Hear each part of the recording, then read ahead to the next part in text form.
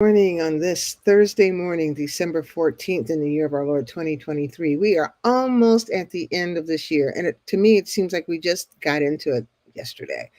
That's what happens when you get older. Time just goes by really fast. Can you remember when you were young and you wanted to hurry up and be 9 and hurry up and be 10?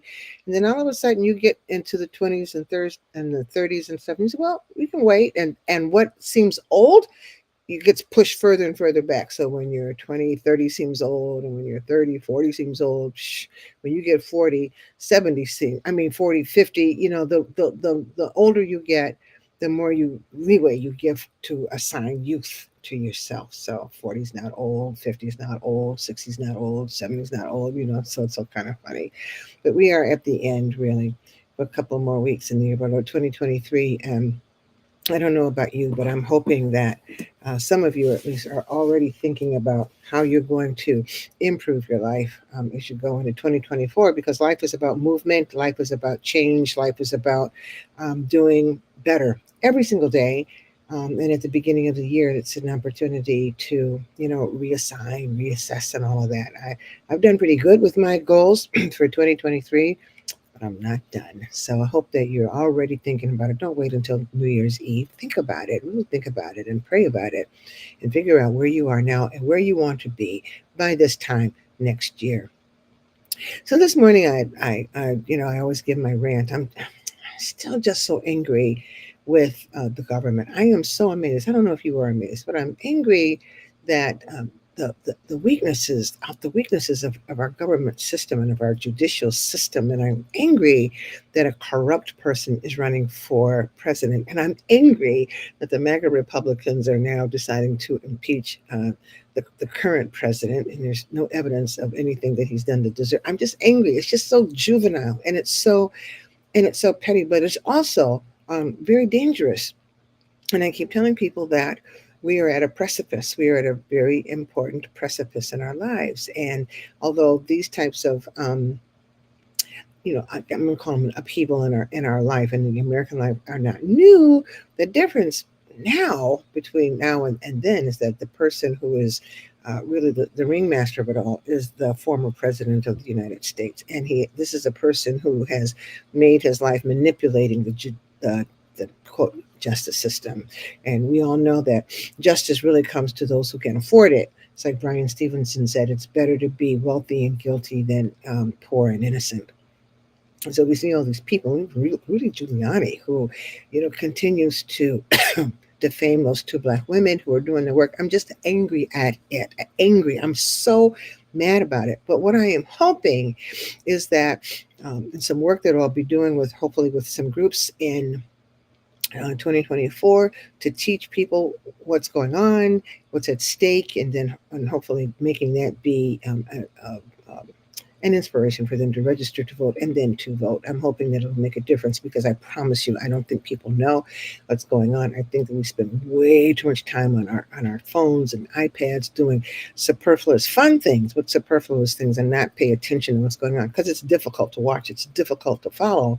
You don't want to see it, but you have to see it, because it's not just your life at stake. It's your children and your grandchildren and your great grandchildren who will suffer if we don't do what we need to do now. The only weapon we have is to vote. That's the only weapon we have. And trust and believe that the people on the other side have been strategizing to do this for over 50 years. They are already rigging elections as they talk about elections being rigged. It's just, the more you know, the more aggravated you get. But you ought to get more inspired as well. So I'm hoping that you are listening to me. I'm trying to tell you something. You know what I'm saying? I'm trying to tell you something. I'm trying to tell you that there's a lot at stake. And I don't know about you, but I don't want to live in a military dictatorship, which is what these clowns want. They want a military dictatorship. Day one, he says, I'll be a dictator just on the first day. No, if you want a dictator on the first day, you'll be a dictator going forward. That's what you want. He wants tanks to roll down the streets. I'm not making this up. This is stuff that he has said.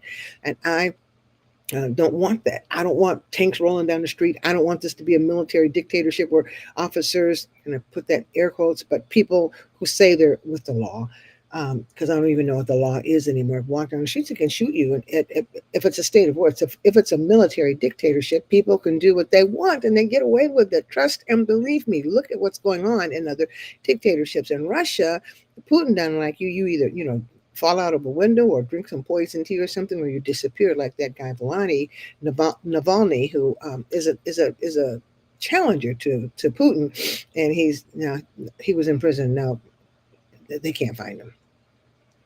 I'm telling you. You guys have to listen. Listen. You remember that song? Listen. And that movie, Dreamgirls. Listen. I'm trying to tell you something. And I hope that you will listen to it. Some people think, oh, you're being hyperbolic. I am not. I have studied this stuff. I know the path that dictators take in order to get into power. And the thing is that we, the people, elect them. I hear people talking about some of the colleagues in the Congress. Oh, he's not going to do all this stuff. You better trust and believe he will do that. That is what he's telling you, what he's going to do. He is not fooling. So I hope that in your goals for 2024, one of the goals that you'll have is to learn about what's going on and make a commitment to vote and to get everybody you know to vote. You don't have to just vote, and don't vote. Hopefully, you don't vote for a third party candidate because that'll mess up stuff. But vote. I can't tell you who to vote for, but like I just did. But you need to vote. All of us need to vote. So, welcome anyway to Thursday morning, a reading from my book, Rest for the Justice Seeking Soul. You can get it on Barnes and Noble. You can get it on Amazon. You can get it anywhere books are sold. You can go to black bookstores. You can go to small independent bookstores. I've been to several and I've seen it there. But what I want you to do, hopefully, if you've not gotten is to read it. And also know this, that I do Tuesday meditations. I write them every single Tuesday.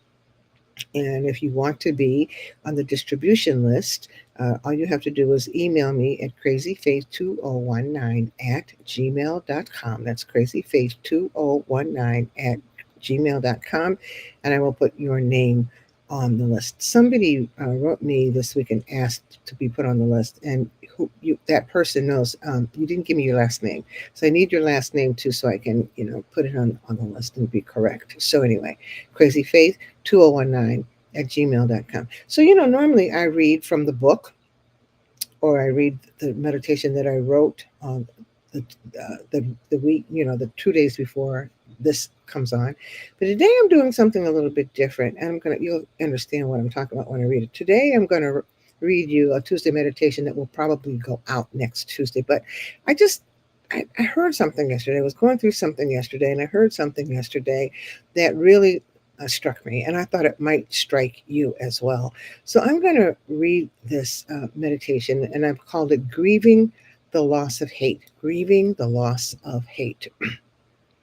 And like I said, I'm doing something that I haven't done before, and that is I am not reading from my book, Rest for the Justice Seeking Soul, nor am I reading the meditation I sent out this week. No, today I am writing what will be the Tuesday meditation today on Thursday, December 14th. And those of you on the distribution list will get this on Tuesday, December 19th. But I had to write this today and share it because I heard one of the most profound things I have ever heard yesterday on a podcast called Man Enough. Now, I only sporadically listen to that podcast. I think I signed up for it because I was looking at something and realized they were talking about something I thought was really interesting, but I don't listen to it all of the time. But I was driving and I was listening to a podcast that I normally listen to. And then this one came up. I said, man, I don't want to listen to this. And I wanted to change it, but, I was driving and I couldn't, do what I needed to do to change the podcast. So I was stuck. I sighed and resigned myself to having to listen to something I didn't want to listen to. And I could have turned it off, but I didn't for some reason. So I was just listening. I thought, well, okay, maybe there'll be something interesting for me. But as I listened, the guest on the podcast, a woman named Dr. Loretta Ross, began to speak, and I found myself thanking God for what I had considered to be a bump in my day. A little background. I was angry with someone who I thought had come at me in a rude and disturbing way. I was so mad Because I didn't understand what I had done wrong or what was wrong or if I had done anything wrong, I had called her and she didn't answer. And then I had sent her a text asking her to call me so I could find out what was going on. And she didn't text me back. So she never responded to me. She ghosted me, I think. That's what I felt. And I really wanted and needed to find out what was driving what I perceived as an antagonistic interaction between her and myself. And to add insult to injury, she was going to be at an event that I was going to last evening, and I was so angry that I decided I wasn't going. So I called my daughter and shared my perception of what had happened. And I told her I didn't want to go to the event. But she said, okay, she listened. She said, okay, you might have a justifiable reason for being angry, but you can't just not go. And then she proceeded to tell me why I could not just go. I could not just stay home. And I sighed. And hearing my sigh, she said, Ma, call on the baby Jesus. Ask Jesus to change your spirit. That's what she said. That's what she said. Okay, except I didn't want to do that. Sometimes we become stuck in a bad place. And I was stuck. I wanted to be angry because I believed I had the right to be angry. So I was pouting when this podcast, which I didn't want to hear, came on. The guest was a woman named Dr. Loretta Ross. She is an African American professor who teaches at Smith College, who teaches courses on call out culture and white supremacy. She was one of the first Black women to form a rape crisis center in the 70s, important because she was raped as a young girl and kept and raised that baby. She has been homeless or without a houseless, I guess is the right wording now. She shared how she and her son at one point lived on the streets and in her car. She is a social justice activist who walked and talked with some of the people who fought for African American rights during the 60s. She has written a book and given a TED talk, and she was the person who pioneered the theory of reproductive justice and, in fact, created the phrase reproductive justice that we all use today. Dr. Loretta Ross. So she was talking about how we are a culture that likes to call people out. We just do that. And her conversation just kind of spread from there.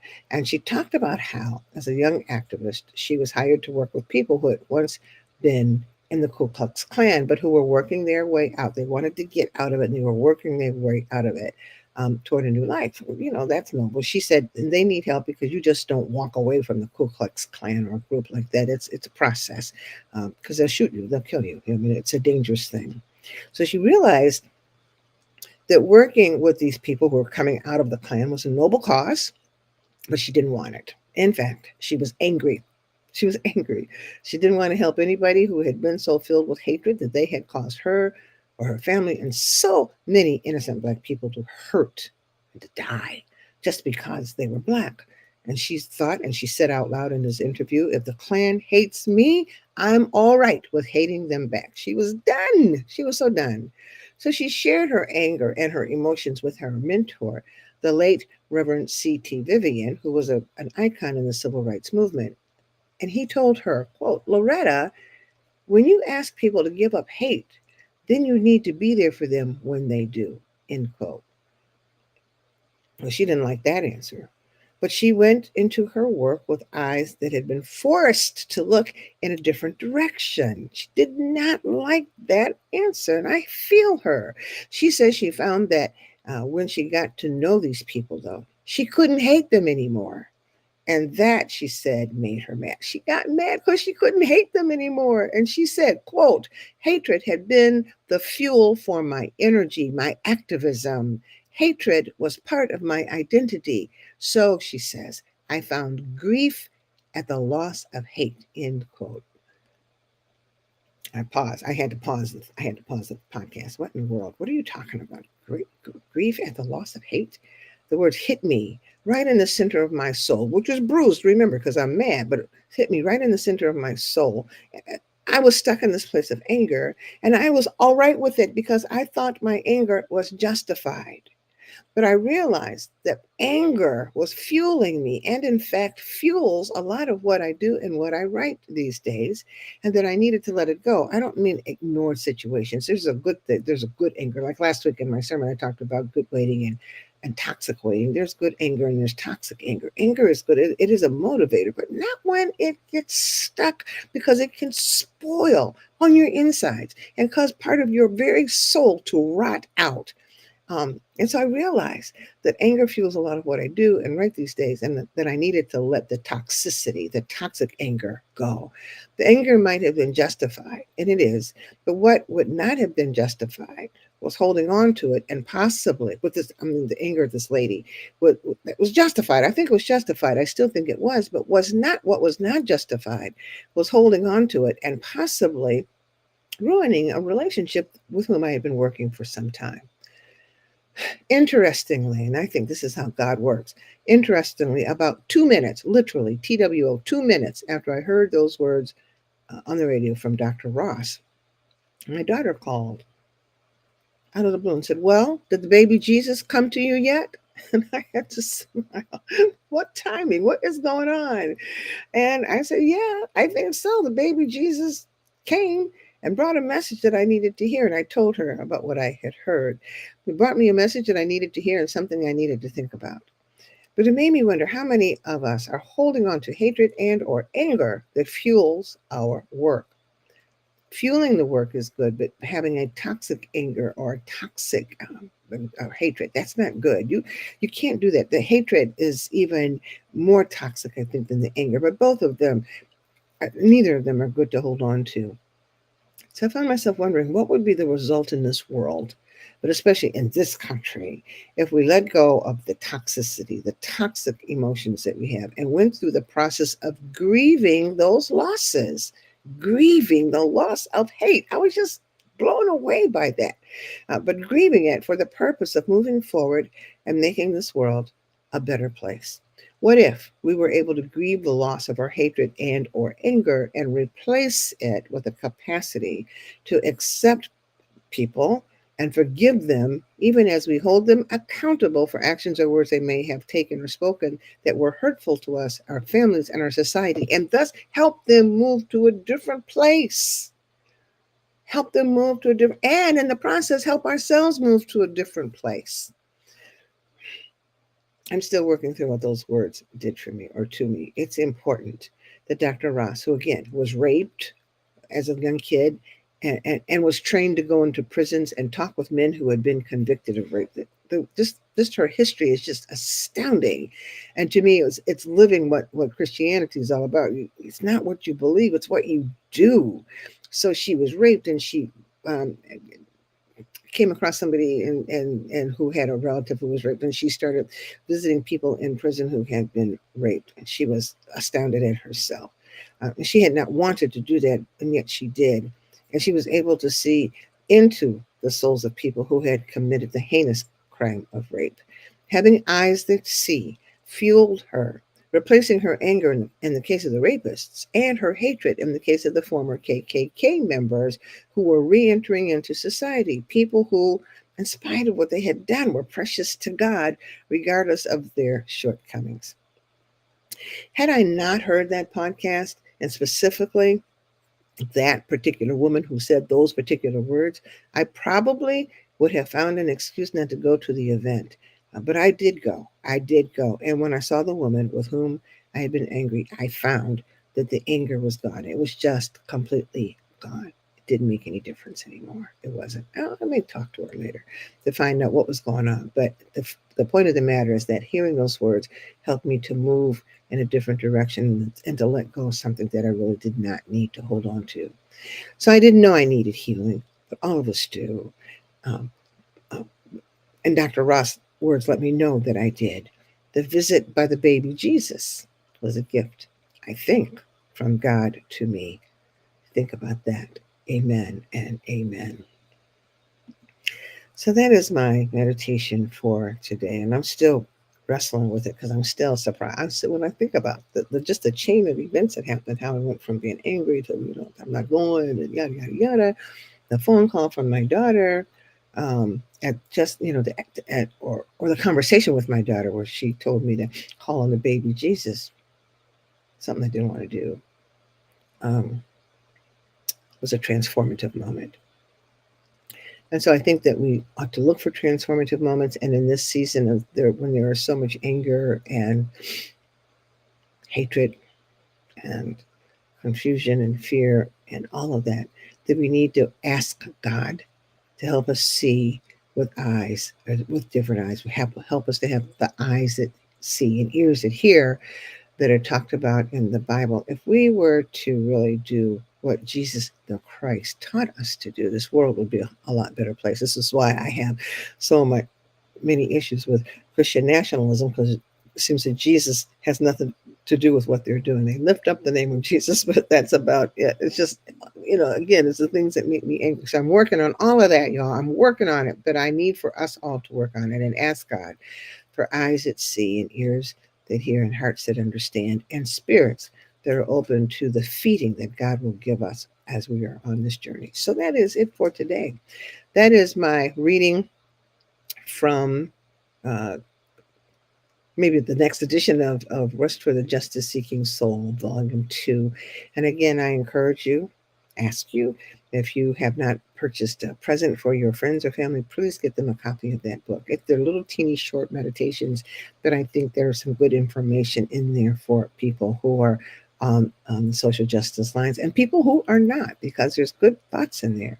So I hope that you will consider that. And listen, I want to tell you thank you for tuning in. I know 7 a.m. Eastern Time is really early, but I'm glad that you come. It's good to feel your presence. I really can feel your presence sometimes, and so I'm grateful for that.